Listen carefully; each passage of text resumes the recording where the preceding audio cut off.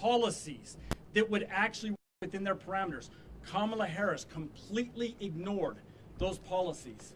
She claims that she wants a humane, safe border.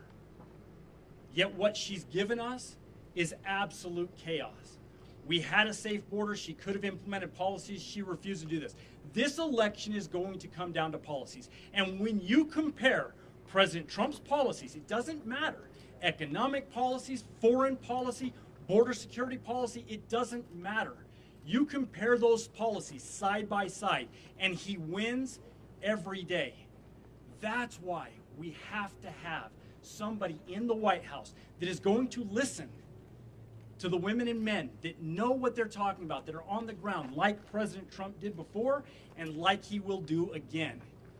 President Trump will be back in the White House, and we will secure this border. Thank you, President.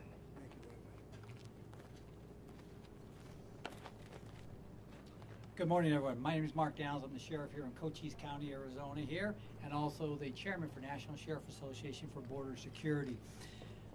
Let me just say, on behalf of America's sheriffs, behalf of my good citizens here and all those who wear a badge, thank you, President Trump, for coming here. We appreciate you. It's good seeing you again also. I will say this, my community's tired, my community's frustrated. Over the last 3.5 years, what we've dealt in this county when it comes to crime, the policies that have failed this country, the policies that have failed our citizens, and the tragedies that my neighbors are addressing silently because nobody's listening. Over the last 31 months here in Cochise County, to see the real impact of a community, we have booked 3,762 people in my county jail for border-related crimes. These are not immigration issues. These are border-related crimes up to double-digit murders. It's cost my county $12.5 million. I get $0 from the federal government on that. When President Trump took office, 6 years ago, you probably never heard much about fentanyl. President Trump's last year in office, in 2020, there was a little 2 million pills seized in Arizona. Last year, there was 111 million fentanyl pills seized in Arizona. You wonder where the epidemic's coming from? It's our cartels who have been allowed to commit these crimes.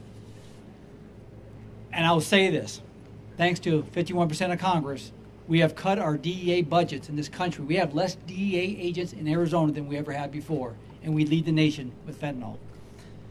I will say this, here's the community touch, our neighbors.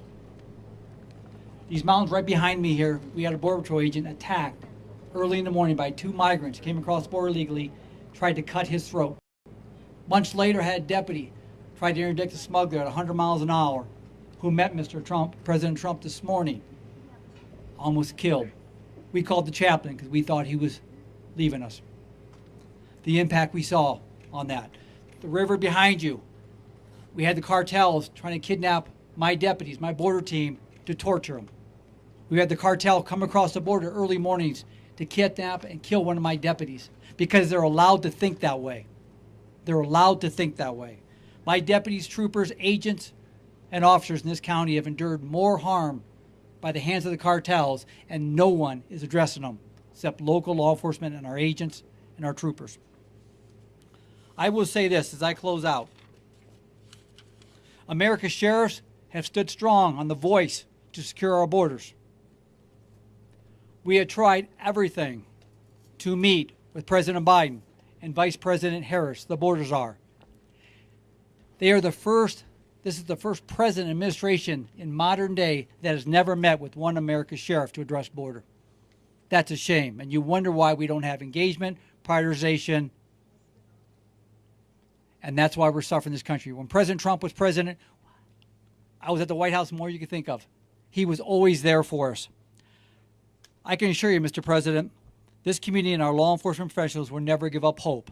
To us, hope is confidence, hope is commitment, hope is courage, and your visit today renews our hope here. Thank you, Mr. President, for being here.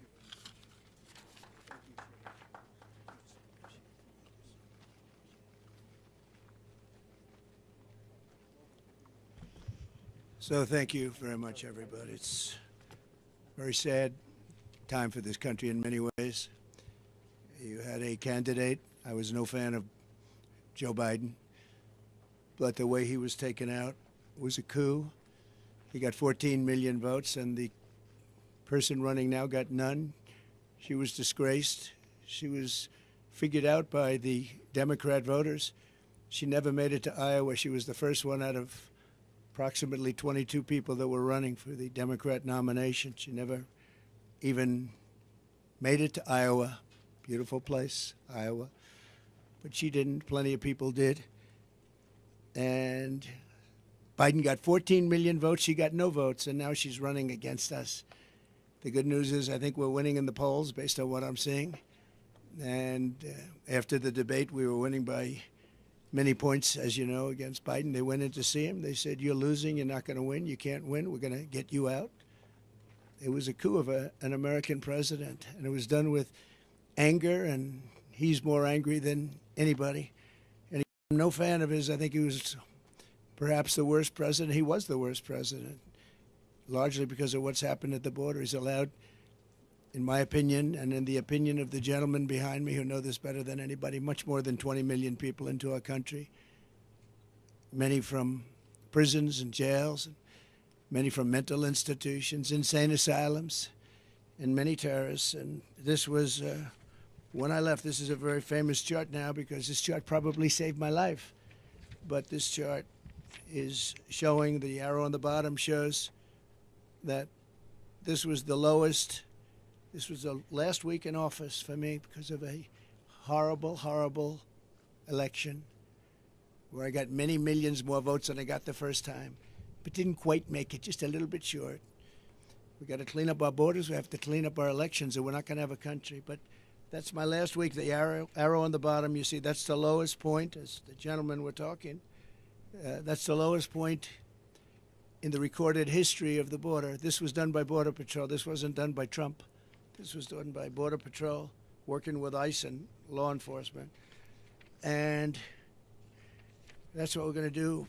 Again, if you take a look, interestingly, at all of the wall that's laying on its side, that could have been put up in a matter of weeks. It was all set to go. It was all cut out.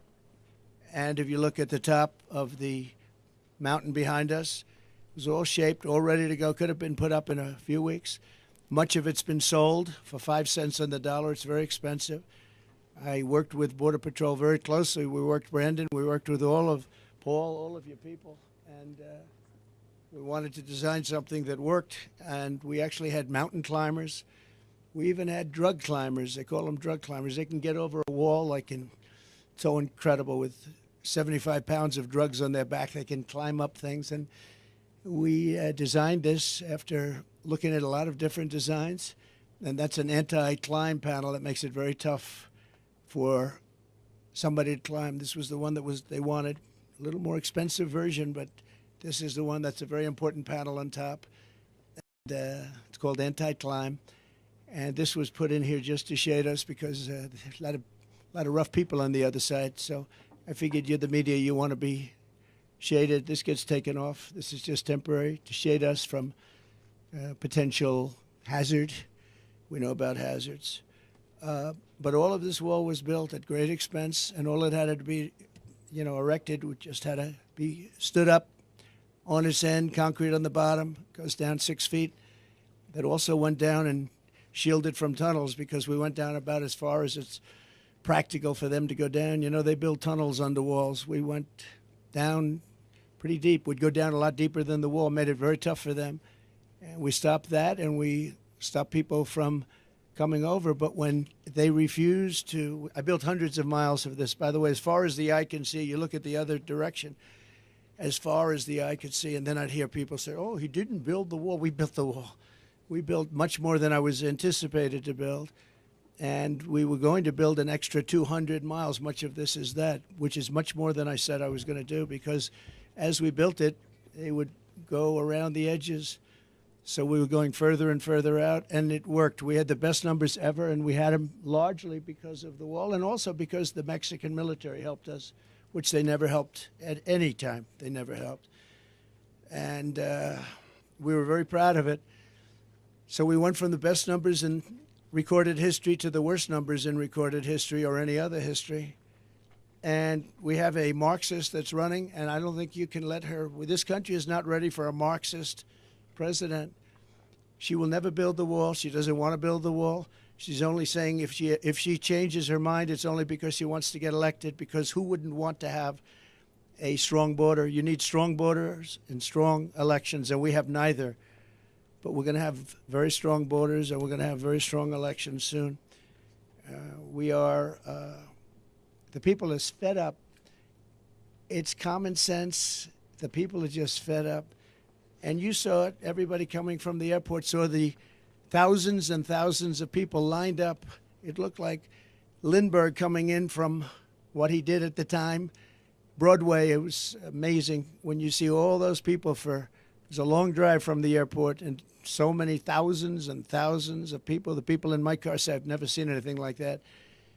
We're in the middle of an area that's not well populated, and to have thousands of people like that is pretty unbelievable. I hope you get to see it, and I hope the press writes this story fairly, because it's a story of disgrace. We had a border czar who was the border czar. She loved the title, but she didn't want to do the work because she's lazy, and probably more importantly than being lazy, she wants to have an open border. And you say, who would want an open border where criminals can pour into our country? And all you have to do is walk up there, if you have the courage to do it, and go to that open section.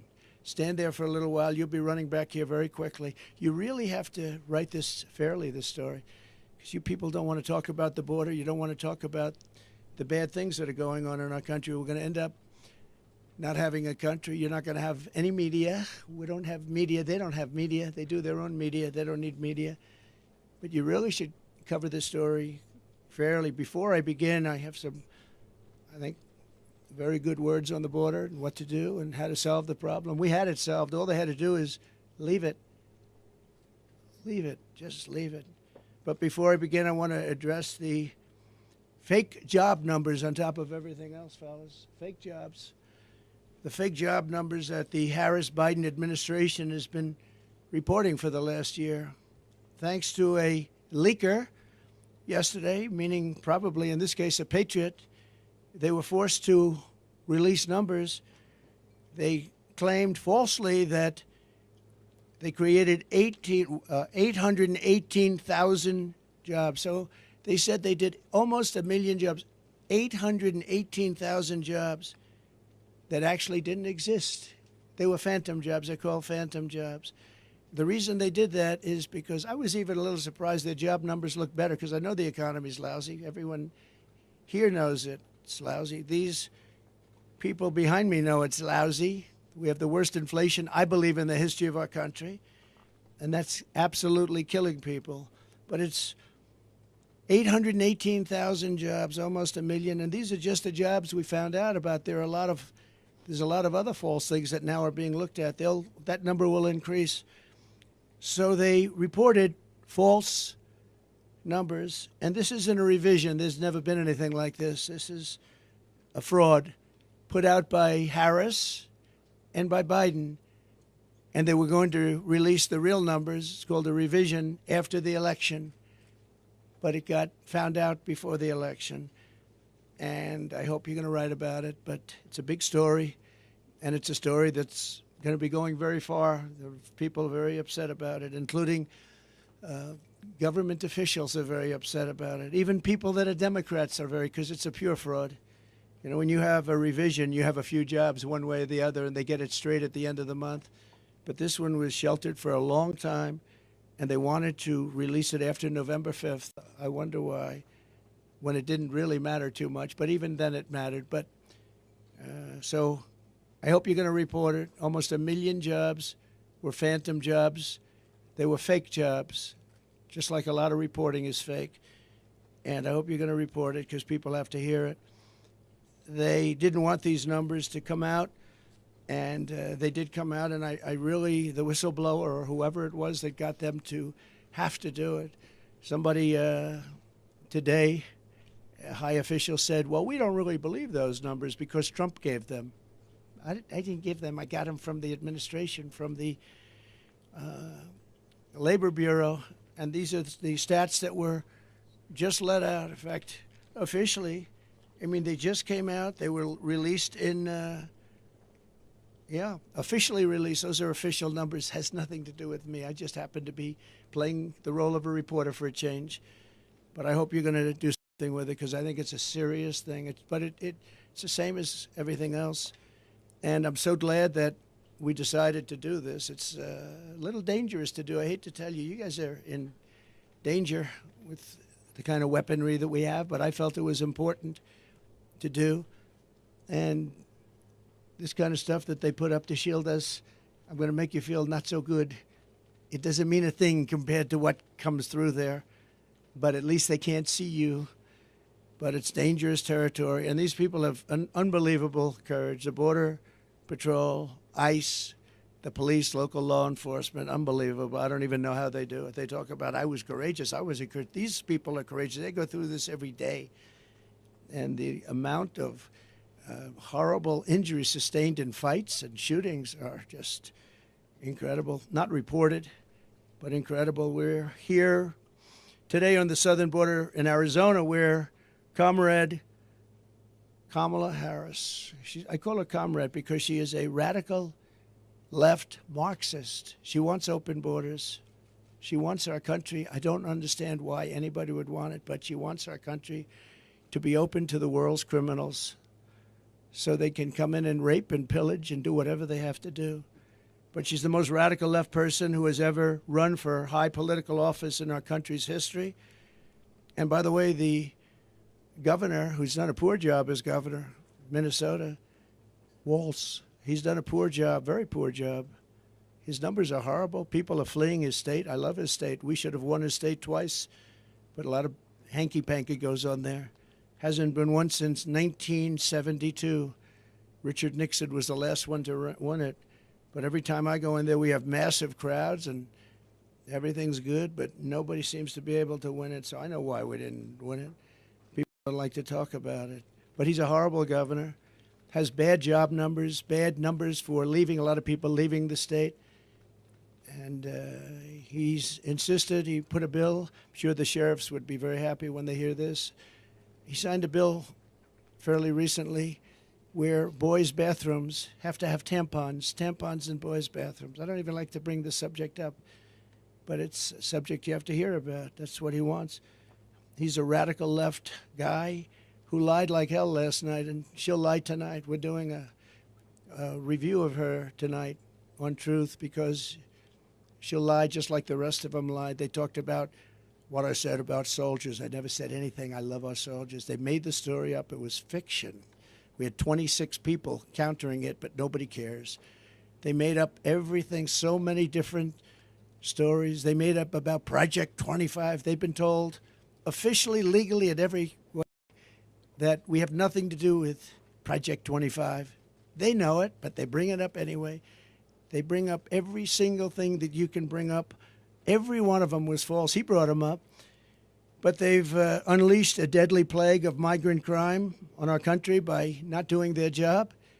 And all of that plank and all of that very expensive wall, it's also got tremendous electronic capability inside of it. It's got wires for cameras and everything else that you can have.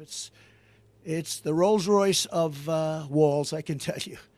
It's very hardened steel outside, 7,000-pound concrete inside, and rebar inside of the concrete, all different, all very hard to get through.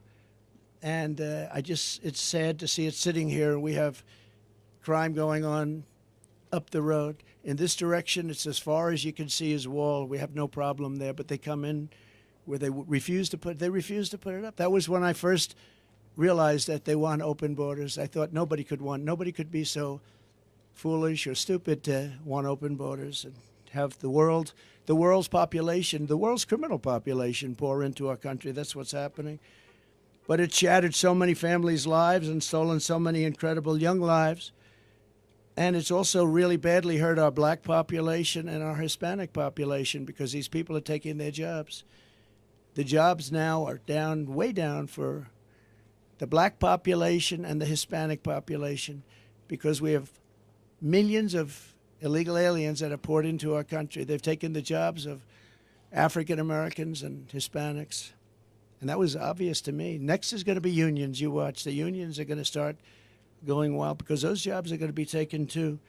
We're honored to really be here with these incredible people, and in particular with some grieving families.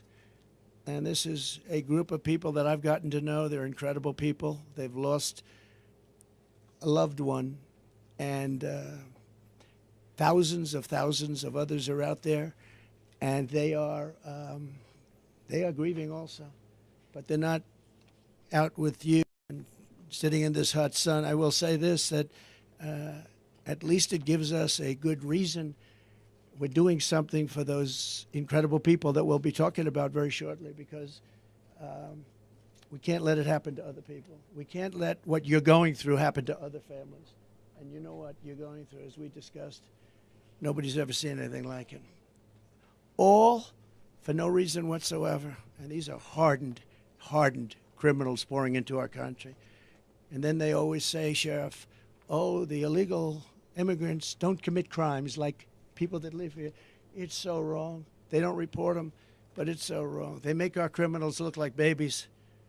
They make our criminals look like babies.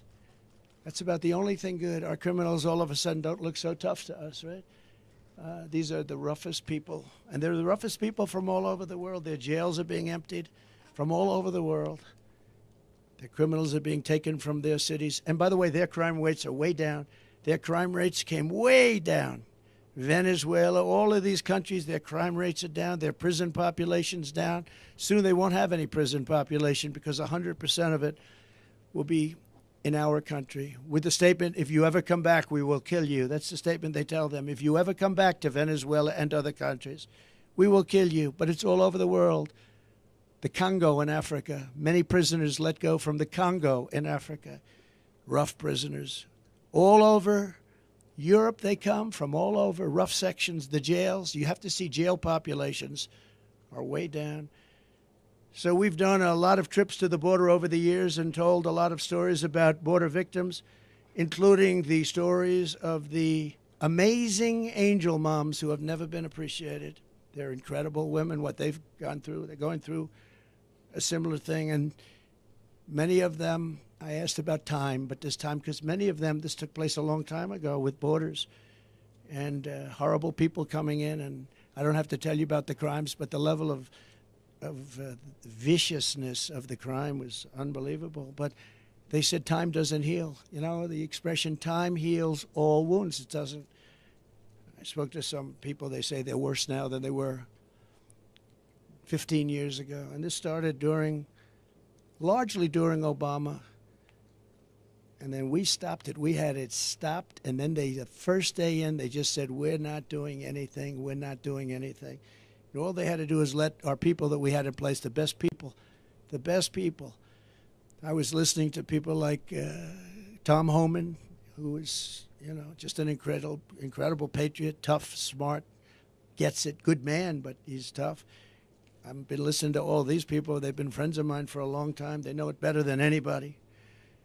But the level of criminality is unbelievable. It's an onslaught of violence at a level that nobody's ever seen before. For nearly 4 years, as border czar, Comrade Kamala has overseen a nation-wrecking border invasion. This is nation-wrecking. This isn't just like, we're going to fix it a little bit later. Gets to a point where you can't fix it. She's allowed at least 20 million people, all illegal aliens, into our country, including millions and millions of unvetted fighting-age men from over 158 different countries. 150. Most people didn't realize you had that many countries, right? Just recently, Kamala let in the head of a Peruvian gang who was wanted for 23 murders. Welcome to the United States of America. On her orders, Border Patrol is being forced to free tens of thousands of illegal aliens from custody week after week after week. And these are very violent criminals, too. These are the most violent criminals that you'll ever see. Every day brings another story about innocent Americans being tortured, raped, murdered, and massacred by illegal aliens that Kamala Harris has set free in our country. Don't hold them, they're told. Don't hold them, let them free. They'll behave. Well, he killed 20 people. Oh, but over here it's different. Since Comrade Harris took over the border, there has been a 43% nationwide increase in violent crime and a 60% increase in rape. And the FBI should be ashamed of themselves when they report numbers, because they, in order to keep the violence numbers down, they didn't report some of the worst cities in the country, like Chicago and others. What a disgrace. The FBI did that.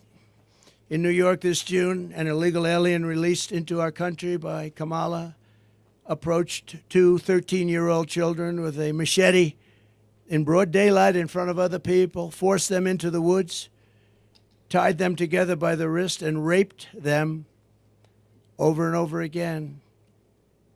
Over and over again. Two Kamala migrants were just arrested for the rape of a 46-year-old woman in Coney Island. I know Coney Island very well. That's where I sort of started. My office was out there. Brooklyn, throwing her to the ground and raping her with a knife to her throat. One of them had previously been arrested for raping another woman, but instead of being deported, he was released into our country and told to enjoy your life. In Fort Wayne, Indiana, a woman who was offered a ride home by two illegal aliens was instead kidnapped, held down and raped, then driven around while the illegals discussed how they planned to kill her. They wanted to kill her. They didn't want to have a witness. And she miraculously escaped by throwing herself out of a rapidly moving car, was badly hurt, but she escaped, at least. Those people came from another country, and they were very violent, with an unbelievably violent background. Violence like you've never seen. In the Bronx recently, an illegal alien who Kamala set loose into the country approached a 36-year-old woman while pretending to ask for directions before he wrapped his arms around her throat, pinned her down on a park bench, and raped her publicly on a park bench. And she said, he wasn't trying to rape me, he was trying to kill me.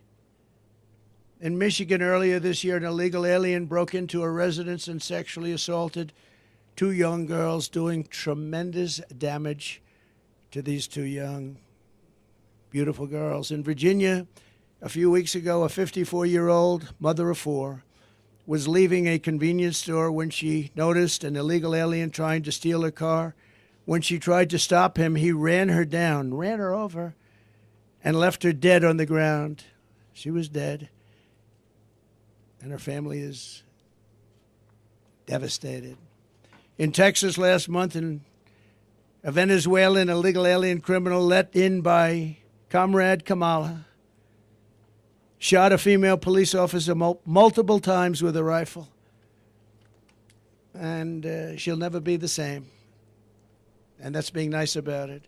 A few months ago, I met with the devastated family of Laken Riley, a 22-year-old nursing student who was out for a jog on the campus of the University of Georgia when she was assaulted, beaten, and horrifically murdered.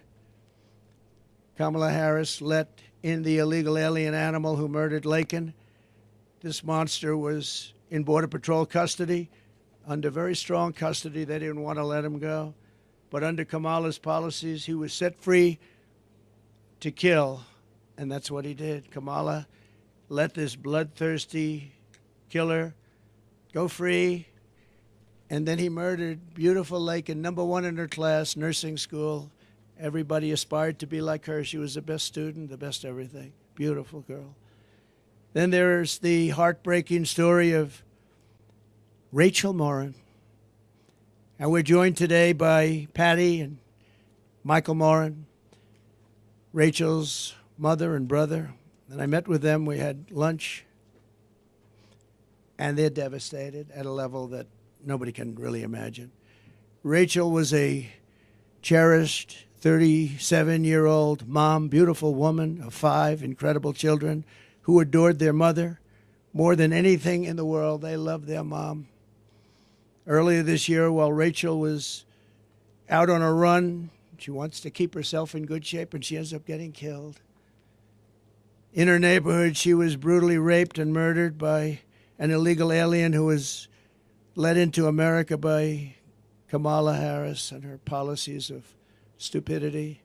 Savage person who committed this heinous crime first killed another woman in El Salvador before walking across our open border. Just walked right in. They didn't have this then. He then attacked a 9-year-old girl and her mother in a home invasion in Los Angeles where they were very badly hurt before murdering Rachel. And the area where Rachel lived in a very different part of this country. It was cold-blooded murder. Patty and Michael, I would just, first of all, thank you for being here. I know it's tough, but they want to let people understand what's going on here because this can't happen to other parents and sisters and brothers and husbands. So if you would, I'd love you to say a few words. Thank you. Please. Oh, please. Thank you, darling.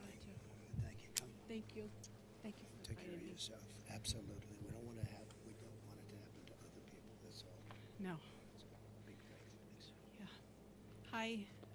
I was just thanking President Trump for the invitation to come and to share Rachel's story. Rachel was 37 years old. She had 5 children. She worked. She owned a small business. She worked very hard to support her family. And the trail that Rachel ran daily was a trail that we as a family would walk over the last 25 years that we've lived in Maryland. It's a very safe, small trail, very public, very open.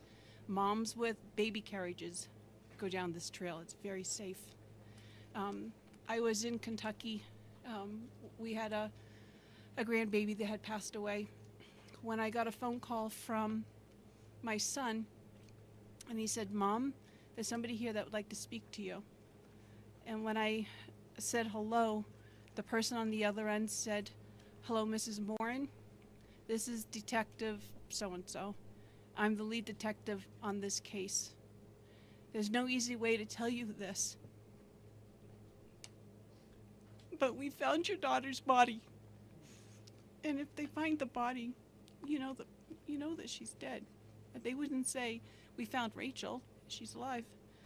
And so they found my daughter's body, and when they found it, it just recently has come out that she was brutally beaten, raped, and then stuffed into a drain pipe. We're 18,000 miles, 1,800 miles from the border.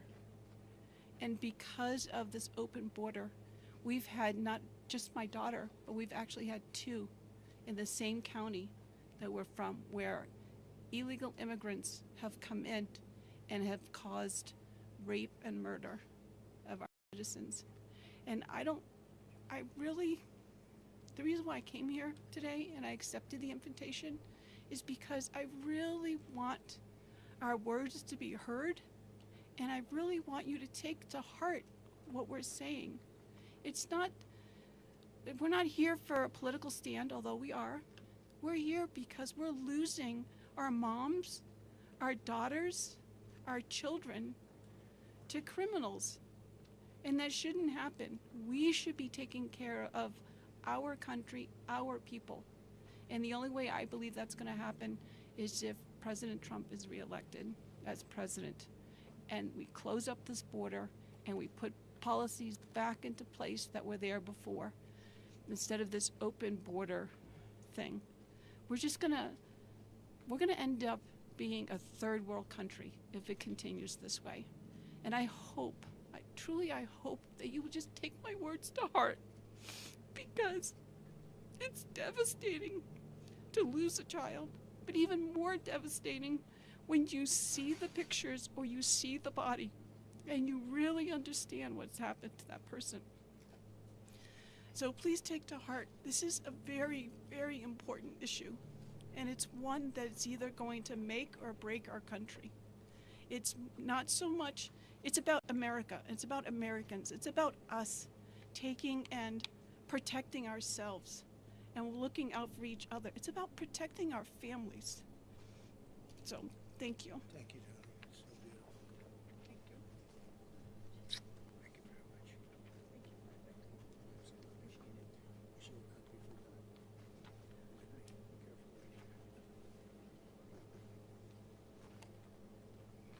Thank you very much, boy.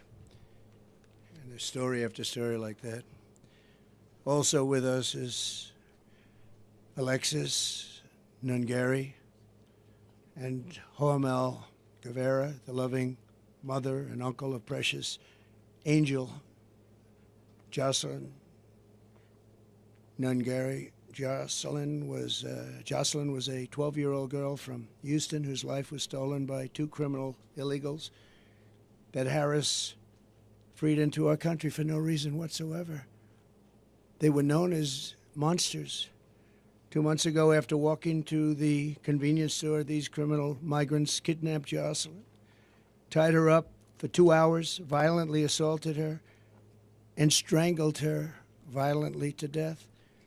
Charged with Joselyn's wicked murder are two illegal aliens from Venezuela who came across our border. Just walked across like there was nothing to it. Couldn't do that 5 years ago, 4 years ago. They were in Border Patrol custody. They were gotten, they were nabbed, and were then released into our country. Alexis, we cannot fathom your pain. There are so many people that are going through this pain. But we pledge to always hold Joselyn in our hearts. And Alexis, I'd like to have you maybe come up and say a few words. Thank you very much.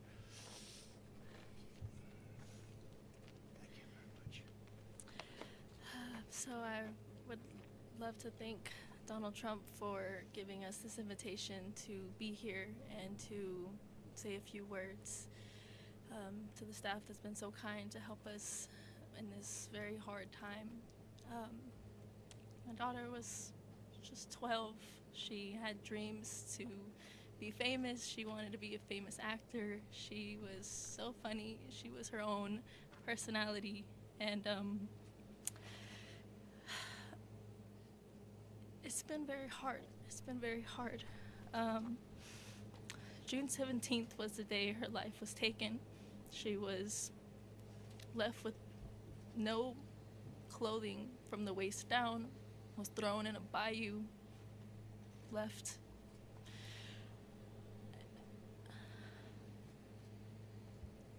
Was strangled to death.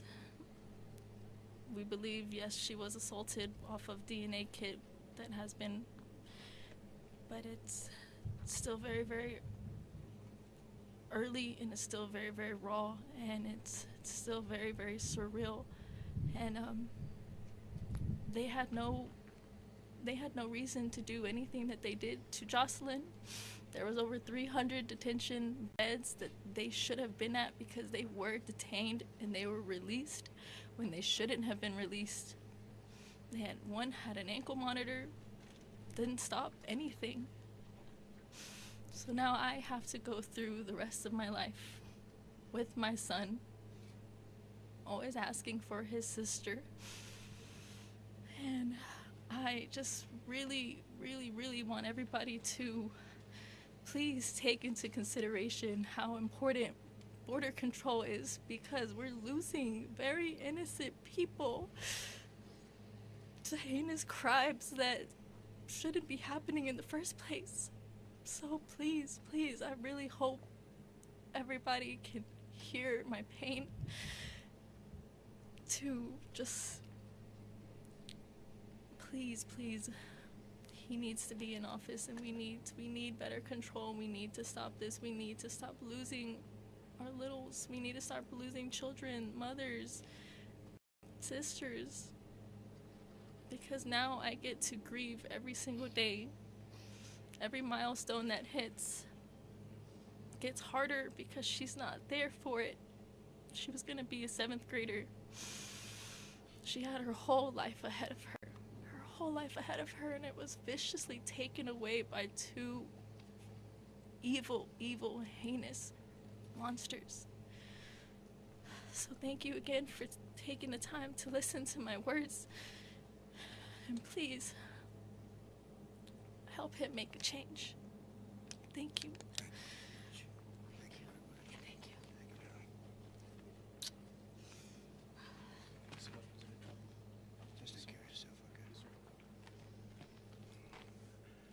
So Joselyn is in heaven now, looking down on us right now. And in her name and her memory, we'll be fighting to protect every American daughter and child.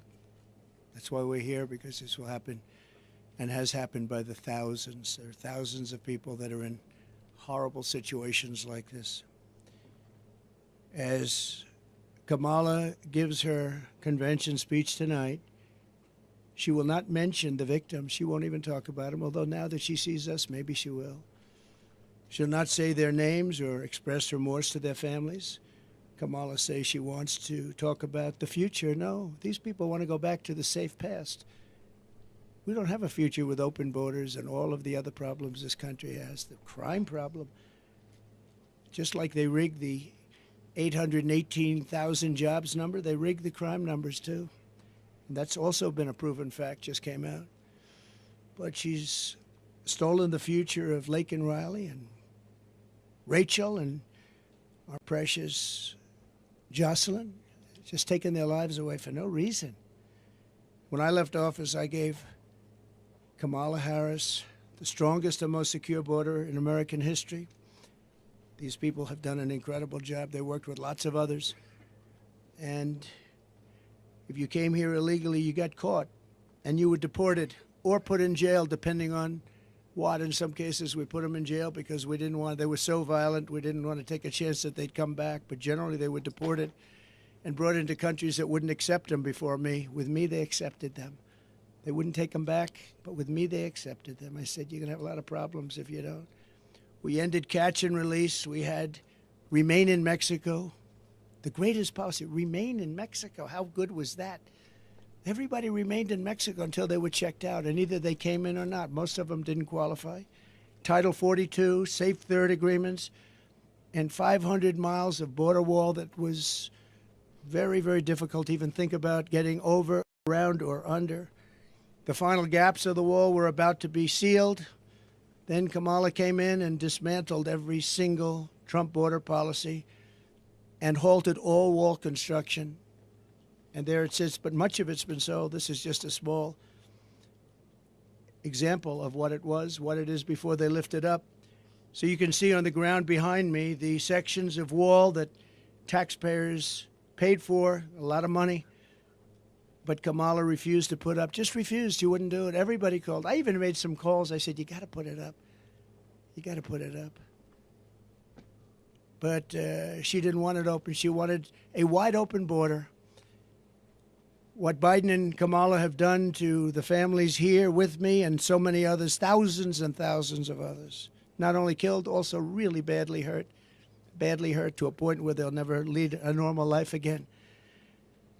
It's shameful and it's evil. Every year under Harris, a new all-time record of illegal immigration has been set. Every single year, our great borders are. She'll blow away Biden's reputation as being the worst president. She'll be a president that'll make him look good, just like Biden made Jimmy Carter look good. To get illegals into America as fast as possible, Harris has flown hundreds of thousands by airplane. You know, then they say, oh, well, we didn't want them to go. But then we found out a few months ago that they're flying him in over the border by airplanes to all over our country. Well, that means they do want them to come in, and flying in some very dangerous people. It's close to 1 million people, we think. Close to 1 million people were flown in over the border, and she's trying to say, well, we're in favor of borders. She just started this a short while ago. She's even launched a smartphone program that gives fast pass entry to thousands of illegal immigrants, all coming very quickly. You use the smart pass and you get immediate access into our country. Can you believe this? And then they're trying to say we believe in borders. They're flying right over our heads, right into the middle states, all over. Every border, and you've heard this, every border, you look at the different states and put another way, every state is a border state now when you think about it, because they just come right past here and they get taken to other states that never even thought of a problem like this. And those are not happy campers. According to a new DHS report, Kamala Harris also lost more than 300,000 migrant children that she allowed to be trafficked into our country. These children are gone. Many of them are dead. And nobody does anything about it. 300,000 children are missing. Can you imagine that? Can you imagine if that were a Trump administration? Be the biggest story in history. Nobody even talks about it, just like they don't talk about the fact that Joe Biden got $27 million from different countries. And they don't talk about that, him and his family. Just came out from Congress. Nobody talks about it. I do have some good news, though, for the people standing behind me in particular, and maybe for some of the press that wants to hear good things. The Supreme Court just ruled that you're not allowed to have illegal aliens vote. Just came out just before I walked up. So illegal aliens are officially not allowed to vote in our country. And I give great credit to the Supreme Court. They have great courage in doing what they're doing. It's not easy, but that was one that everybody was hoping for. You know, a vast majority of people agree with that. It's a very small amount of people that don't. Who would want that? So thank you very much. And she's really provided Harris deportation immunity to the vast majority of criminal aliens living inside the United States. They've got immunity. They really have immunity. And importing MS-13 directly into our cities. MS-13 is the most vicious gang we feel. If I ask the sheriffs behind me, I think probably considered the most vicious gangs in the world. Wouldn't you say, Brandon? It's never seen anything like it. It's not even believable. I won't tell you about it. It's not even believable. As the DA of San Francisco, Kamala Harris was the godmother of deadly sanctuary cities. She was considered the godmother. All they're doing is protecting criminals, which set loose illegal alien criminals rather than hand them over to ICE, who are doing an incredible job. Under a program Kamala set up, an illegal alien arrested on drug charges in 2008 was set free to enjoy job training. A short time later, that same illegal alien attacked a 29-year-old beautiful young woman, Amanda Kiefer, stealing her purse and fracturing Amanda's skull. It was vicious and horrible, and Amanda's here with us, and I'd love to have Amanda come up and say a few words. Thank you. Hi, I'm Amanda Kiefer. I don't feel like I belong on the stage with the folks here since I seem to have gotten off kind of easy with just a fractured skull. I didn't lose loved ones, but the night I was walking to dinner in Pacific Heights, it was a nice neighborhood. You wouldn't expect broad daylight for something violent to happen to you on the way to dinner. My purse was stolen, and I stepped into the street, and the car he jumped into came at me. I jumped up on the hood to avoid getting run over, and he floored it and hit the brakes. The police were great. They had caught him and his accomplice in a really short time, because I remember being on a gurney in the hallway of the hospital, and I had to ID them. They were laughing as they fractured my skull. What was really the worst part about it all, though, is when I found out that taxpayer money was paying for job training for this guy who avoided going to prison for the first felony he committed for jobs he couldn't legally hold. It was kind of a wake-up moment for me, and I moved out of San Francisco because I didn't feel safe there. And I don't think our country is going to be safe under Kamala Harris. Thank you very much. Thank you, Amanda. Thank you very much. story after story. Kamala has called for the abolishing of ICE, the closing of every ICE detention facility, and the releasing of some of the most vicious criminals anywhere in the world by doing so. She supports free health care for illegal immigrants and has promised to give illegals mass amnesty and citizenship, which will obliterate Social Security. Oh, Social Security is going to be obliterated by all of these millions of people that she wants to put on, and also Medicare will be obliterated. I'm going to save Social Security. I'm not going to touch it. We're going to make our country strong, but they're going to obliterate it. She also feels extremely strongly about defund the police. She wants to defund the police. And anytime somebody wants to defund the police, you're never going to get them back to being normal. The police have to be taken care of. They're the best thing we have going to protect us. They know exactly what's going. When we do deportation, they know every person out there, and they know the middle name, and they know everything about them, and they know all of the bad ones. They know the really bad ones. That'll be a great help. We have to get the criminals out of our country immediately. Kamala is always going to have open borders. If Comrade Harris has the chance, she will allow more than 100 million illegal aliens into our country. Our country will be overrun, and essentially it won't be a country. It will be not governable. With us today are leaders of the National Border Patrol. You've known them, you've met them. I don't have to go over, but I want to just thank them for the incredible job they've done. I've worked so well with them. Paul Perez has been unbelievable. Past President Brandon Judd, unbelievable. Sheriff Mark Daniels, who's been incredible. I watched him on television today. He did a great job of explaining this crazy situation that we're in. Sheriff Chris Heiser. So I want to just say, you're here, and Paul and Brandon, Mark, and everybody, I want to thank you so much. It's incredible the job you do. Such a dangerous job. I actually did. I came in, I met one of the Border Patrol who was badly wounded. I said, "Are you okay?" It was a while ago. He said, "Yes." I said, "What happened?" "Well, my leg is broken, my arm was broken, my back was broken, my neck was broken, my skull was fractured." He went through a list of things. I said, "That's unbelievable."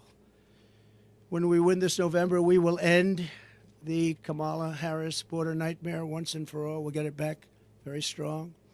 We will also end the inflation, a bad economy, and we will be respected very shortly all over the world again as we were by other countries.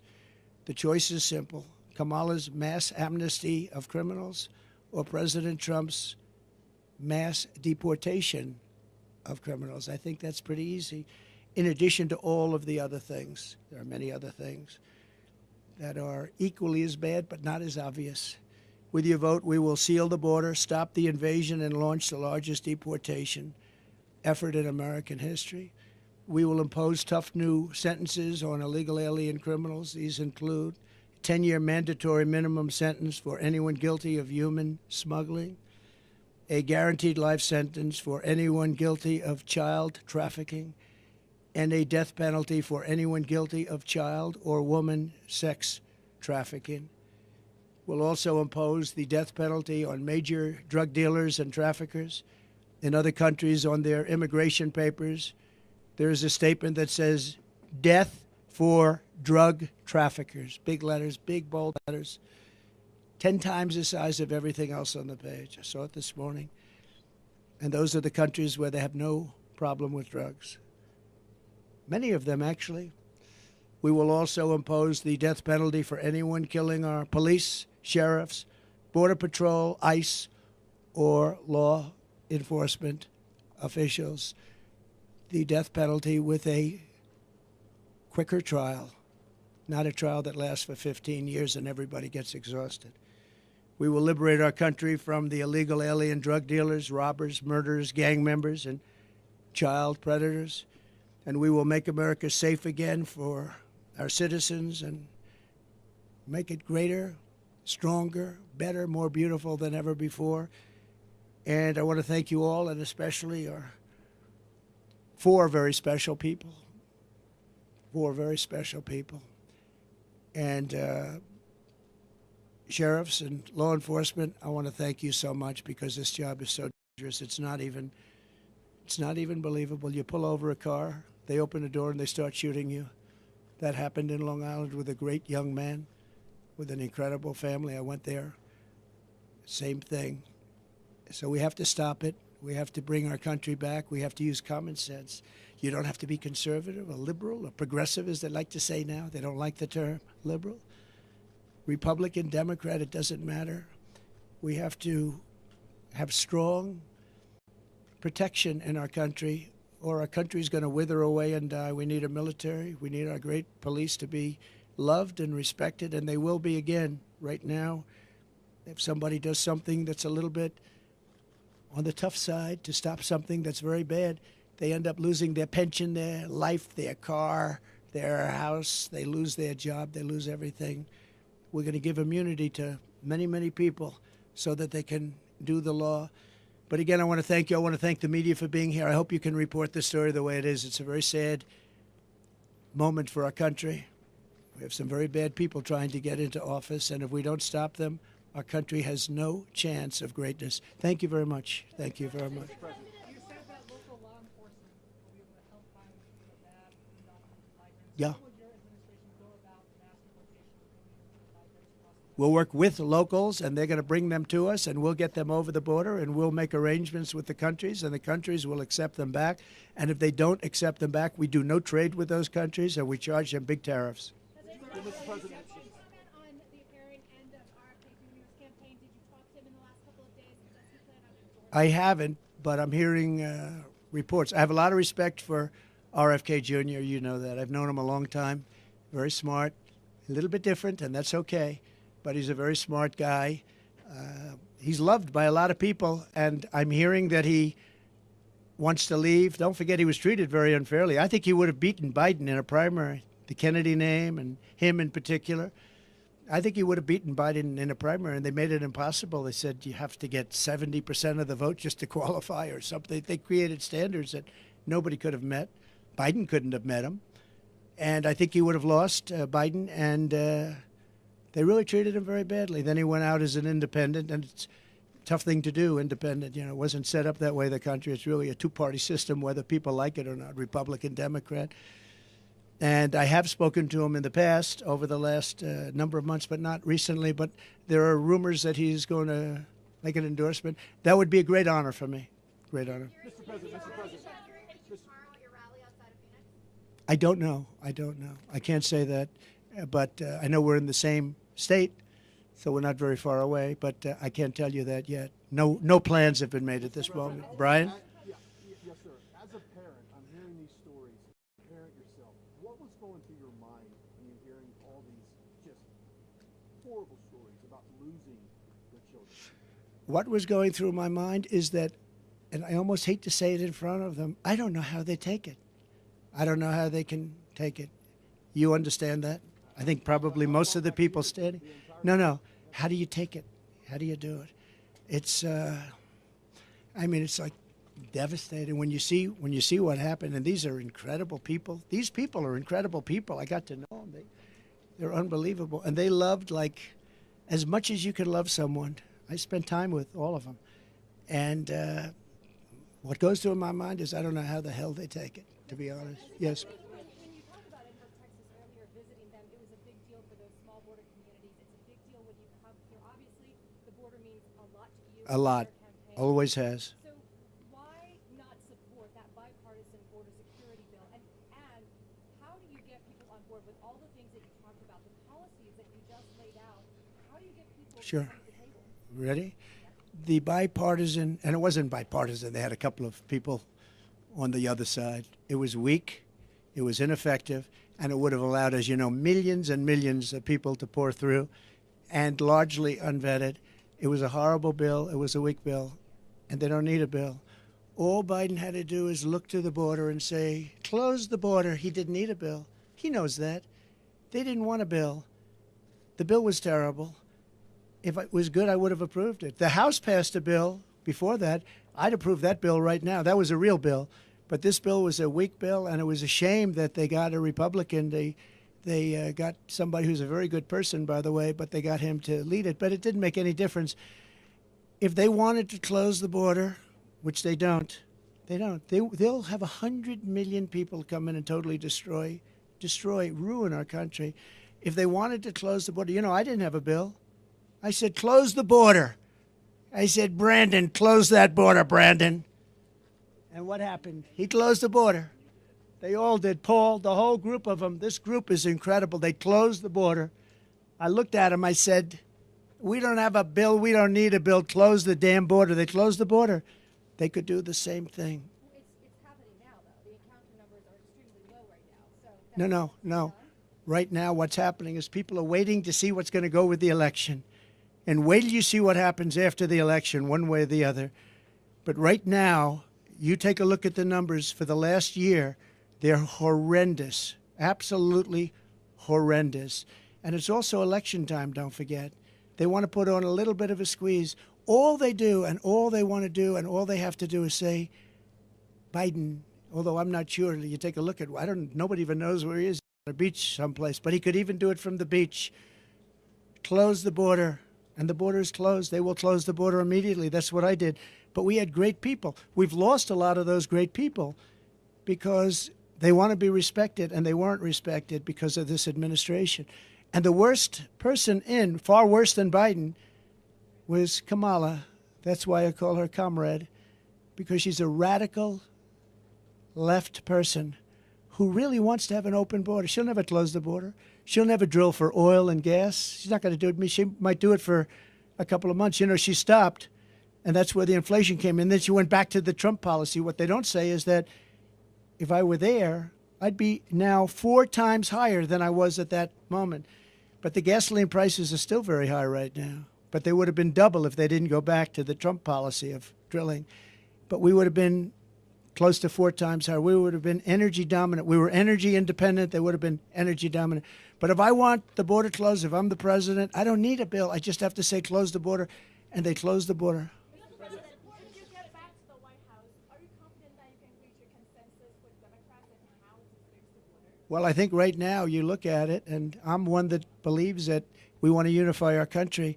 But when you have an issue like this where some people, and I don't happen to believe it's the Democrats. I think it's Democrat leaders that want the open borders. I think it's Democrat leaders that say, we don't want voter ID. We talk about elections. I always start, okay, we start with voter ID. We don't want voter ID. He said, no, everything has ID, identification. They said, we don't want any identification. We don't want it. Now, there's only one reason, so we can't even negotiate after that, because they don't want voter ID. So I say to them, why don't you want? Well, we just don't want it. We think it's discriminatory. They have all sorts of excuses. They don't want it because they want to be able to cheat. And we want voter ID. And we want same-day voting. And we want paper ballots. And we want proof of citizenship. Very simple. France did it. France went to 38 million votes, and they did it because they had mail-in ballots, and they were very unsafe, very bad. They had tremendous problems. And they went 2 years ago with an election, and it worked out incredibly. 10 o'clock in the evening, they had 37 million votes. They were all counted, and there were no problems. That's where our country should go. But the Democrats don't want to go there because it doesn't allow them to cheat. Okay, how about one more? President, you have a lot of support from your policies. There was a manhunt going on in this county. Somebody made death threats to you. Did you hear about that before coming? No. What are your thoughts coming down here? Some people told me it's dangerous for you to be here. I've heard it's dangerous, but I also have a job to do. I've heard it's very dangerous. I haven't heard about that. They probably want to keep it from me. Thank you for telling me. Let's get out of here right now. No, thank you very much for saying. But no, and I have great respect for Secret Service, the job they do, including a month and a half ago when they were jumping on top of me with bullets flying right at them. So mistakes were made, and they're going to learn from the mistakes. But I have great respect. But no, I haven't heard that, but I'm not that surprised. And the reason is because I want to do things that are very bad for the bad guys. So I have heard it's very unsafe to make this trip. There were some people that really didn't want me to make it. Yeah, You have a lot please. of support.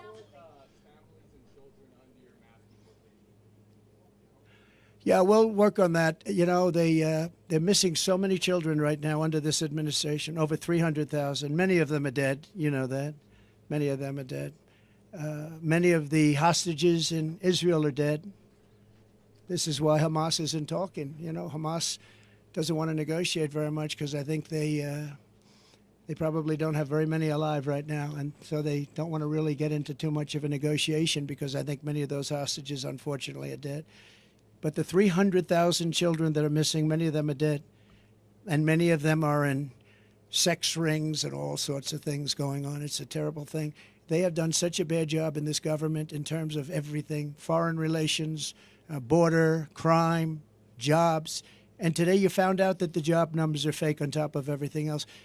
Ladies and gentlemen, thank you very much. Thank you. For your policies here. Sheriff Daniels is someone that I've spoken with, I've interviewed before. Yes. He's very much in support of your policies. But when it comes to something like mass deportation, how would you work with blue states and blue cities that might not be as supportive as some of the folks here? Let me tell you, they're much more supportive than you think. I've watched New York, Eric Adams. I've watched the body language, a lot of people that are in charge of that.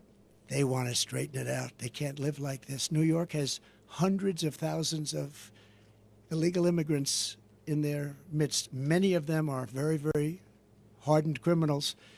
And I've watched the mayors, I've watched governors talking, and it's almost like they're talking because they're demanded from Washington. Now, they want it out much more than people would understand. They want them out. They don't want to see their cities overrun. New York is overrun, Chicago's overrun. They're all, and you would be surprised. And the people, including Democrats want to have a secure border. Democrats want to have a secure vote. It's the leadership that doesn't. So I think that'll be a very easy situation to solve. Thank you. Thank you very much. Thank you, everybody.